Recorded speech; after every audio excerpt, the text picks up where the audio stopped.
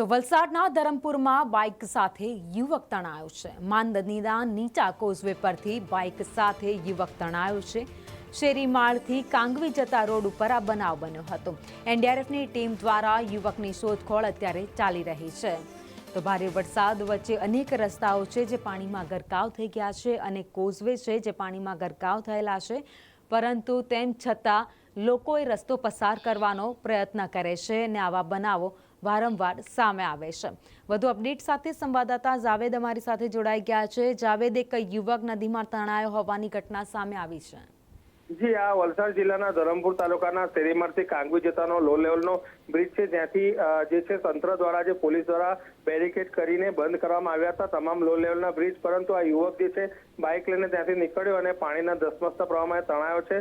વહીવટી તંત્રને જાણ થતા એનડીઆરએફની ટીમ સાથે મળીને હાલ જે છે યુવકની શોધખોળ હાથ ધરાઈ રહી છે। બાઇક સાથે તણાયેલો યુવક જે છે એ સ્થાનિક ધરમપુરનો લોકલ વ્યક્તિ છે। આભાર માહિતી માટે।